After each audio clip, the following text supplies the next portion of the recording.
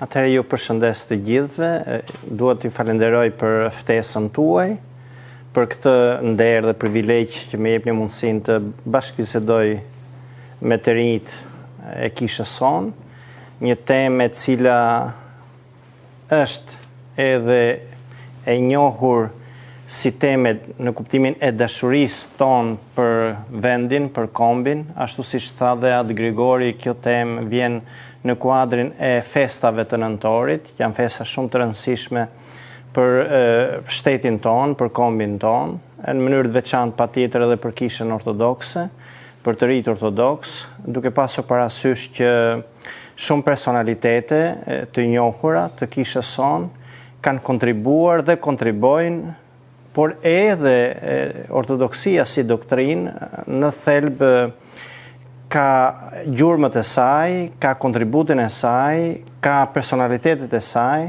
në të cilët jo vetëm thjesht i përmend, i kujton, por është mirënjohëse, falenderuese ndaj këtyre personaliteteve.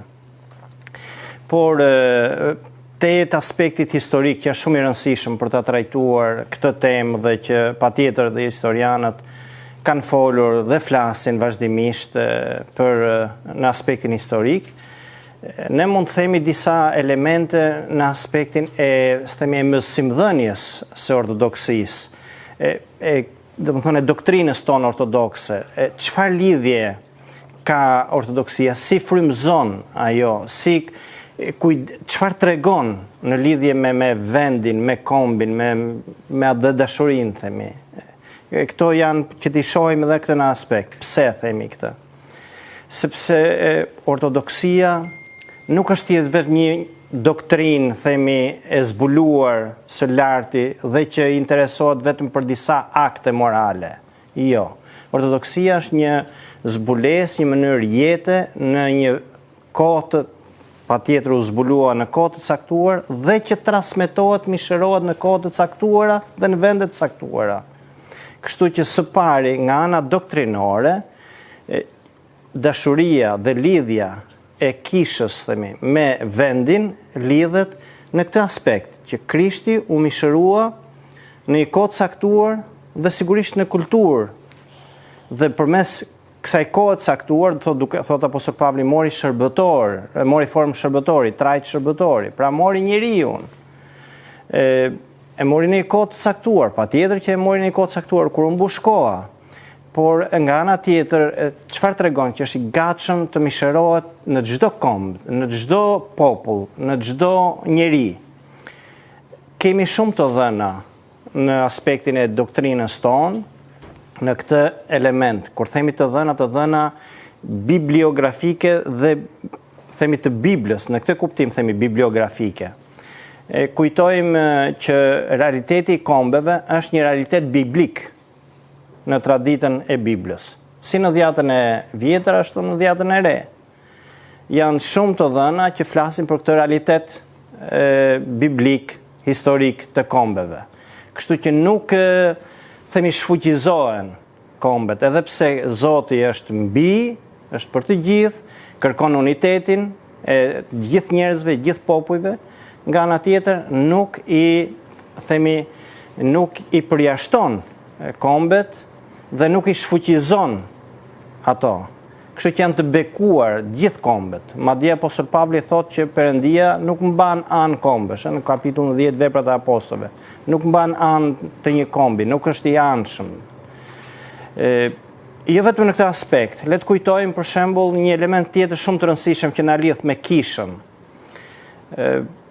Kur Shpirti i Shenjtë zbret mbi kishën, është e njohur se si apostujt flasin dhe të gjithë kombet, popujt e ndryshëm që ishin mbledhur në Jeruzalem e dëgjojnë mesazhin në gjuhën e tyre. Çfarë tregon kjo?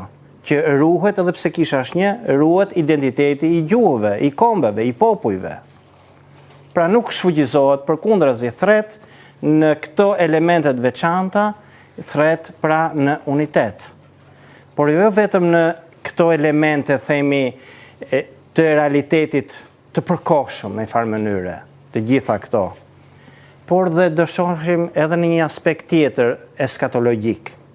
Për shembull tek Apokalipsi, të zbulesa, 7-9, flet pikërisht për një element tjetër të rëndësishëm, thot në atë kohë, se Apokalipsi di flet për ngjarjet e së ardhshme. Thot do të mlidhen popuj, fise, gjuhë.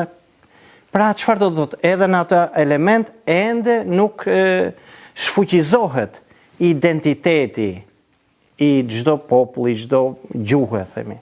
Kështu që kisha bazuar në këto dhëna i ka ruajtur, i ka kultivuar. Po përpara se të flasim edhe për këto disa elemente historik të kishës. Pra jemi duke folur në një farë mënyre në aspektin doktrinor. Pra kjo ishte një element i parë, disa të dhëna biblike që na flasim për këtë gjë.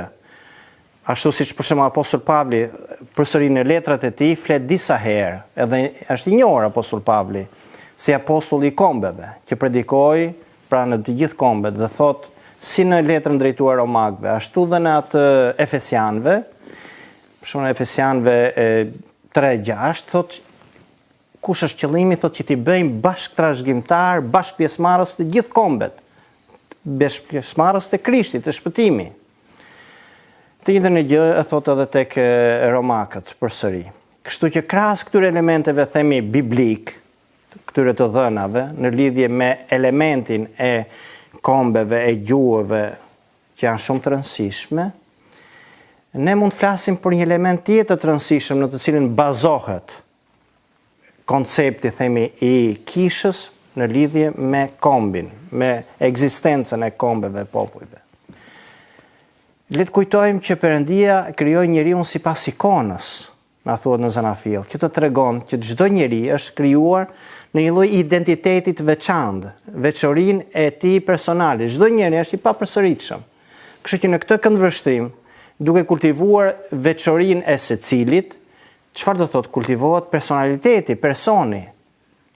Dhe brenda këtij personi patjetër që nuk shfuqizohen këto të dhëna, se brenda identitetit të personit mund të jetë pra të shikohet jo vetëm disa të dhëna që janë të veçanta për secilin, por karakteristikat në atë vendin ku ai ka lindur, ku ai është rritur, gjuha, zakonet, traditat që ka në atë vend, në atë territor të caktuar. Kështu që edhe kjo është një element tjetër doktrinor, domethënë shumë i rëndësishëm, një dhënë tjetër që na bën që realiteti i popujve dhe i kombeve nuk është vetëm një realitet historik, por është gjithashtu edhe ka një bazë teologjike në zhvillimin e tyre.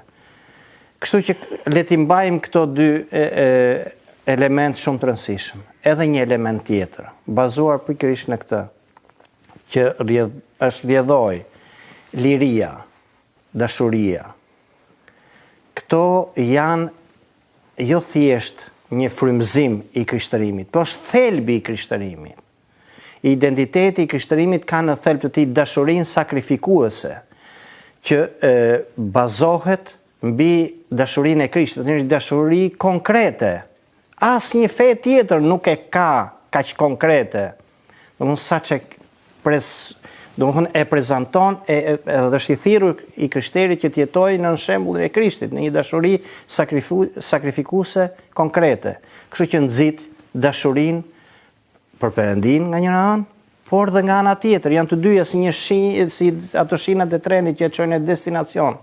Kështu që bazuar dhe në këtë element të tretë doktrinor, është shumë e rëndësishëm pra dashurinë që ka kultivon dhe që nxit dhe që frymëzon kisha që të duam Perëndin dhe tjetrin, të duam kombin, të duam njerëzit tanë që na rrethojnë, popujt tanë rreth e rrotull, të gjithë pra, madje nxit deri në dashurinë atë që është e pakonceptueshme nga ana natyrore, themi, nxitje edhe për armiqt. Le të kujtojmë këtë, Krishti e flet shumë hapur. Kështu që këto janë, domethënë, nëse bëjmë një përmbledhje të këtyre që tham deri tani, janë këto tre element shumë të rëndësishëm të doktrinës tonë. Pse? Pra që doktrina e ortodoksisë nuk është thjesht vetëm e kufizuar në adhurimin e saj, vetëm në jetën themi doktrinore ose dogmatike të saj, por është një mënyrë jete dhe që e përcjell. Bazuar në këto, vim tek realiteti historik. Nëse do flasim për realitetin historik, kjo është shumë e gjatë pastaj. si temë. Të shohim si u zhvillua krishtërimi, kulturat, popujt që morën pjesë, zhvillimin se si zhvilloi këto kultura, si zhvillohen gjuhët brenda traditës së krishterë, se si mishërohet ungjilli në të gjithë gjuhët dhe në të gjithë kulturat. Hap pas hapi, sipas edhe zhvillimit të popujve dhe të personaliteteve. Po kisha, themi, është e nxit këtë gjë. Le të kujtojmë për shembull çfarë thot Krishti, që u tha nxënësve të tij, shkoni në të gjithë kombet. Mateu 28, 19-20. Shkoni në të gjithë kombet. Edhe i mësoni, thot, edhe i pagzoni në emër të Atit, Birit dhe Shpirtit të Shenjtë. Pra përfshin të gjithë kombet, të gjithë popujt. Janë përfshirë. Pra çdo gjuhë është e bekuar, çdo gjuhë është e mirë pëlqyer tek Perëndia, sepse kjo është dhe dashuria e Perëndisë, siç thash, bazuar në ato 3 karakteristika që folëm më lart. Prandaj janë shumë e rëndësishme dhe bazuar në këtë element kemi pastaj apostujt në realitetin historik që zhvillojnë në kombe të ndryshme, në gjuhë të ndryshme që predikojnë, që flitet për krishtërimin, dhe këtu vim tek përsëri që është element historik, por nga ana tjetër edhe që reflekton ato që thamë më lart, doktrinën dhe jo thjesht adhurimin. Shejtorë të ndryshëm. Ne kemi shejtorë të ndryshëm madje sot, për shembull se thot Jakov Persiani, që thot nga Persia, Siriani, nga Siria. Pra kemi shejtorë të ndryshëm, pra të i quan jo thjesht nga vendi, domethënë në kuptimin e saj, po merr edhe nocionin e atij populli, atij vendi, pra jo thjesht një territori caktuar. Edhe pse kisha dim që është zhvilluar në aspektin përsëri historik në territore caktuara. Edhe patjetër duke zhvilluar në territore caktuara, ajo ka përfshirë të gjithë kombet, të gjithë popujt, i ka thirrur në unitet, duke respektuar lirinë e personit, që thamë më lart se është në doktrinën e saj, lirinë, domethënë e karakteristikat që mund të kenë me gjuhën, që të bëjnë me traditat vendore, ti kultivoj, i ka zhvilluar ato në art, në kulturë, kemi muzika të ndryshme, ne nuk kemi mbyllur vetëm në muzikë, kemi gjuhë të ndryshme, në ortodoksi flasim për gjuhë të ndryshme. Sigurisht realiteti pastaj i kombit, po kjo është një element tjetër, është ashtu siç e kemi sot, ka marrë një formë të re, menjëherë pas është e njohur nga studiuesit të ndryshëm, me iluminizmin. Edhe nocioni i kombit me iluminizmin nuk është thjesht një realitet tashmë gjaku ose ADN-je. I kombit sipas studiuesve të ndryshëm të iluminizmit ka të bëjë me thjesht me ndoshta dhe disa popull dhe disa gjuhë, po kombe shtete, pra në kuptimin e kombeve shtete, jo kombeve tashmë të mbyllur sipas nocionit të lashtësisë. Pra më shumë e shpreh në një vullnet, si thuash, të disa njerëzve në një territor caktuar, vullnetin psikologjik, shpirtëror, ndoshta, po doni, edhe social, për të zhvilluar një lloj autonomie, një lloj pavarësie, mënyrën e jetës si e shikon në këtë vend. Pastaj mund vim ke realiteti ynë, që populli ynë është i tillë, që ka jo vetëm, pra kemi njerëz të ndryshëm, kemi minoritete të ndryshme, aq më tepër dhe Kisha Ortodokse në Shqipëri është një realitet i tillë, por që ka zhvilluar dhe këto element dhe i zhvillon dhe i ruan. Sigurisht nuk mund të imitohen në çdo periudhë e njëjta gjë, nuk mund të kemi imitim të së kaluara, asnjëherë nuk mund të rikthehemi pas. Gjithmonë e shohim dhe duhet të zhvillojmë këto, bazuar në këto të dhëna që tham, në realitetin ku jemi sot. Pra duhet të shikojmë të gjithë këto, pa mohuar historinë, të zhvillojmë ne që jemi në kohën tonë këto element të dhëna që na ndriçojnë doktrina nga njëra anë, edhe realiteti historik nga ana tjetër. Dhe kur flasim për realitetin historik, pra bazuar, siç tham, folëm për shejtorë të ndryshëm që kemi nga kombet të ndryshëm, nga popujt të ndryshëm, dhe na vinë me emra të tillë, kemi një gjë tjetër të veçantë që ka ortodoksia tani, bazuar këtë ose krahasuar me krishtërimin deg tira të krishtërimit. Ortodoksia është zhvilluar në famulli, në kisha lokale, edhe në ato të njohura që themi kisha autokefale ose patriarkana.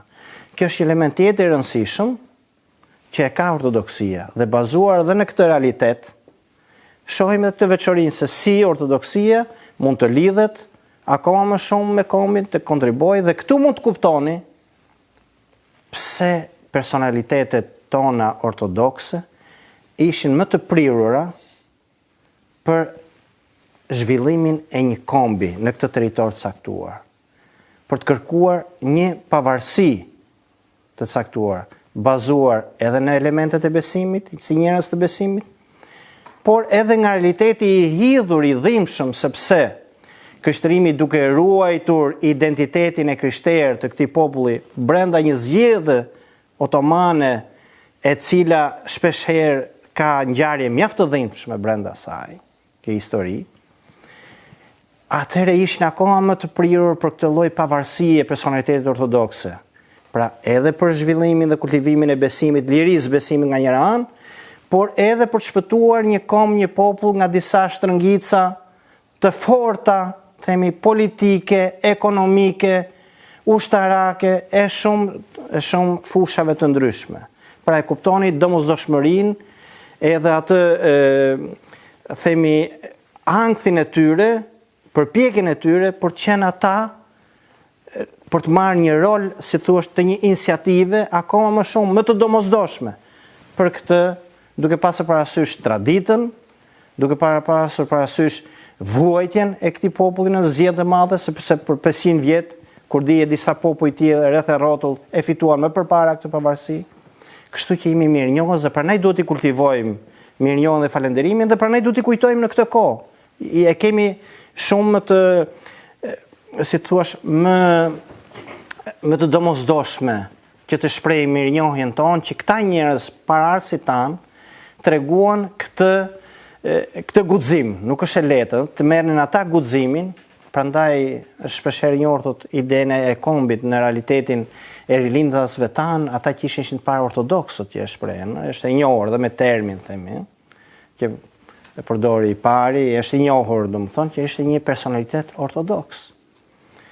Edhe shumë ortodoks të tjerë ishin ata që nxitën, frymëzuan, patjetër edhe me element të besimeve të tjera. Njerëzit më të ndritur edhe në besimet e tjera, sepse ortodoksia ka dhe këtë element, është gjithmonë e gatshme që të frymëzoj edhe të dialogoj me tjetrit. Kujtojmë edhe kjo bazohet tek doktrina që Krishti nuk përjashtoi asnjë nga kombet e tjera. U tregoi i gatshëm të vinte, kemi shumë njerëz në Ungjill që janë nga popull të ndryshëm, nga gjuhë të ndryshme, nga fe të ndryshme, që Krishti kreu mrekullime të.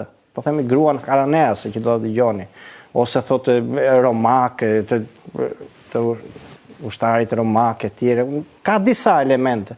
Nga Samaria që i takonin një kombi ose një feje tjetër, pra gruan samaritane, e shumë elemente të tjerë. Pra, brenda kësaj fryme, ortodoksia e kultivon dialogun, pavarësisht nga raca, themi, nga feja, po besimi që i takon tjetrit. Edhe brenda këtij këndvështrimi, pra personalitetet ortodokse bashkëpunuan me njerëzit e gatshëm, që kishin edhe të fe të tjera, që ishin më të preokupuar dhe ata, për të zhvilluar realitetin historik të këtij kombi, të këtij shteti, për një pavarësi, themi, në këto element, për qenë njerëz të lirisë, njerëz të vlerave, njerëz të këtij rajonit caktuar nga vini. Kështu që ka shumë për të folur për sa i takon realitetit historik. Vim tani në kohën e sotme, themi, kisha ortodokse patjetër, edhe në kohën e sotme, e ka ruajtur këto vlera, i ka kujtuar, i kujton, jo vetëm kur vjen këto ngjarjet, kujtojmë që në çdo liturgji hyjnore, në çdo meshë hyjnore, ne lutemi për ata që kanë rënë, mund ta dëgjoni vetë kur merrni pjesë në liturgjinë hyjnore, klerikun i cili thot lutet ata që kanë rënë për fe edhe për atë dhe. Kështu që nuk presim vetëm një ditë caktuar në vit. Kisha ortodokse vazhdimisht sa që kryen për liturgjinë hyjnore, i kujton këto personalitete, këto persona. Pra në një farë mënyrë nxit me jetën e saj adhuruese, frymëzon, kultivon, i kujton, shpreh mirënjohjen, shpreh falënderimin. Prandaj edhe kjo temë që vjen në këtë këndvështrim, këtë ka për qëllim që të na ndërgjegjësoj akoma më shumë ne si të ri të kishës, që krahas zhvillimit ton personal, në të gjitha elementet të kultivojmë edhe dashurinë për vendin ku jemi lindur, ku jemi rritur, dashurinë për prindrit, për të parët tanë, për shejtorët tanë që na kanë lënë këtë besim, na kanë lënë këtë traditë, për historinë e shenjtë. Prandaj do duhet edhe ne të kultivojmë, të lëmë edhe në gjurmë, siç kanë lënë ata gjurmë në historinë tonë, në këtë vendin tonë, edhe ne të lëmë gjurmë me jetën tonë, me veprat tona. Pra kemi një dashuri për vendin, një dashuri për njerëzit që na rrethojnë, një dashuri për atdheun ose për mëmëdheun. Duke qenë njerëz radh të parë, domethënë duke ruajtur integritetin tonë. Ju dini që kombi ynë vuan shumë nga mungesa e integritetit në shumë aspekte, aty shpirtëror, moral, shumë gjëra tjera. Ne si ortodoks bazuar në besimin tonë kemi një përgjegjësi, nëse duam të zhvillojmë të jemi njerëz të lirisë që e kemi në thelb bazuar në ortodoksi dhe në doktrinën tonë, do duhet të zhvillojmë edhe përgjegjësinë gjithashtu për vendin dhe për vendlindjen tonë, për vlerat tona. Këto gjithmonë shkojnë së bashku. Dhe me këtë rast ju keni dëgjuar dhe ju nxis që edhe kryepiskopi ynë, Imzot Johani, fortlumturia e tij, ka folur për këto tema dhe jo sot, edhe pse këto ditë në rrjetet sociale të kishës ose edhe jo vetëm, edhe në gazeta të themi më gjerë që qarkullojnë në këtë vend, patjetër online, është marrë ato mësime të tija, themi, ato studimet të tij, të cilët nuk janë zhvilluar në këtë kohë, në këtë periudhë, por shumë vite më përpara, nga vitet 2000. Pra tregon në ato dhe i qartëson shumë mirë për dashurinë që duhet të zhvillojmë, për vendin, për kombin, për vlerat, madje e lidh shumë bukur se thotë kush ka dashuri për Perëndin, nuk mund të rrijë indiferent, duhet të ketë dashuri për atdheun, edhe ndërsjelltas, të dyja shkojnë. Edhe këtë e bazon, nuk është thjesht bazon atë që thotë ungjillori Johani. Nuk mund thuash që dua Perëndin dhe urrej vëllain tim. Je gënjeshtar, na flet shumë hidhur ungjillori Johani. E bazuar në këtë element, pra Imzot Johani e zhvillon pra se si ne duhet kemi dashurinë pra për Perëndin, por edhe për njerëzit tanë që në rrethojnë. Dhe kështu është një përfitim, është një bekim për veten, por dhe për ata që rrethojnë. Nuk mundet të jetojmë mirë me veten pa treguar interes për vendin dhe për të tjerët që janë rreth nesh. Kështu që le të jetë kjo temë edhe në këtë këndvështrim si një nxitje për të lexuar dhe për të reflektuar gjithashtu në lidhje me këtë temë. Pra, atë dashuria është shumë e rëndësishme që do duhet të kultivohet. E kemi në gjak, themi, ortodoksët e kanë në gjak bazuar në vetë doktrinën e tyre, në vetë shembullin frymëzues, në vetë shejtorët që kanë jetuar dhe kanë frymëzuar për vlerat, për dashurinë e ndërsjellët Perëndi dhe me njëri tjetrin. Kështu që brenda këtij këndvështrimi le ta shikojmë edhe ne atdheun, vendin, vendlindjen dhe vlerat në këtë vend për t'i ruajtur, për t'i zhvilluar dhe për të frymëzuar edhe ne brezat që do vijnë. Faleminderit.